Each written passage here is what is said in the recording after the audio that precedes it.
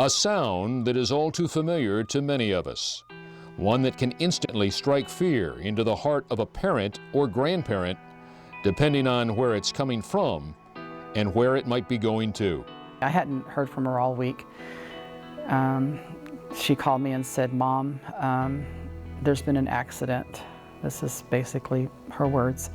And I said, "Holly, are you okay?" And she said, "Yeah, Mom, I'm okay, but it's Christian. He's not okay." And I said, "Well, where are you?" And she said, "We're at Children's Medical Center."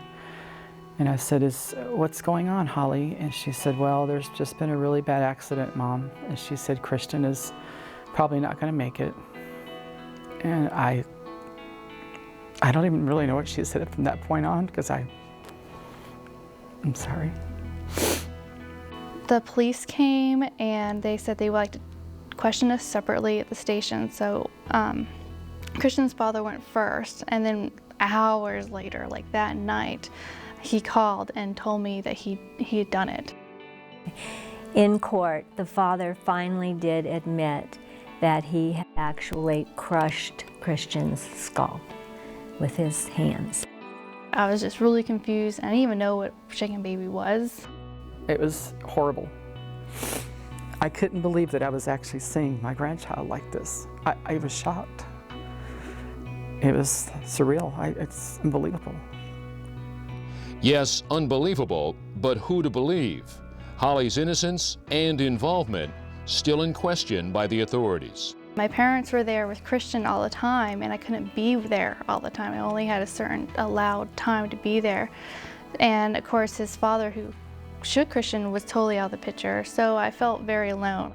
And there the journey began for CASA and Christian. When we received the case for Christian, I was told that I needed to go to the hospital right away because he may not live. I was contacted by Joanna, and she told me that she was a child advocate with CASA. We knew that with Christian, he was going to need a very special home. And so we did a home study, and I got to know the family pretty quickly through that. I trusted her right away because she was redheaded, and my mom was redheaded, so to me that was okay. And so she just, sat on our couch and talked about how she was going to advocate for our grandchild.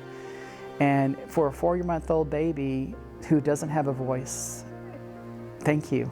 And that's exactly how I felt. He just looked like a little angel laying there, that helpless. I can't say enough about how great CASA was to us and how they took care of Christian, and they took care of us too. They always do. Established in 1991, CASA has become one of Collin County's most respected social service organizations, providing trained community volunteers to advocate in the best interests of abused and neglected children involved in the court system. Somebody that is dedicated to the children, somebody that has an open mind, because we have to look at many different sides of the case, and all of them are different. CASA volunteers are the one constant in a case. We get in the beginning and we follow it to the end, and we go to schools and doctor's appointments and just anything involving the child. And each child is different, individualized. Every CASA case is dealt with on its own merit. Advocates are always creative, innovative, resourceful. And in Christian's case, it was CASA's suggestion of joint custody between his mother and her parents that eventually allowed Holly to retain custody of her own son. It's just that extra pair of eyes, that extra voice for your child, the extra support that we all need.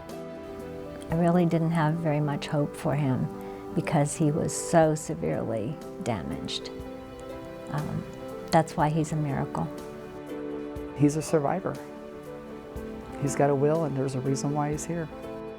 We were very surprised tonight to see him running, because we never thought we'd see him walk, let alone being able to run around. And he's talking, and he knows his ABCs, and he can write on the blackboard. He's doing things that we never thought that child would ever be able to do. He's doing great. He's doing progressing every single day, and he's so darn smart. Christian is a survivor. He is a miracle. Yet another living example of the incredible work accomplished daily by CASA of Collin County.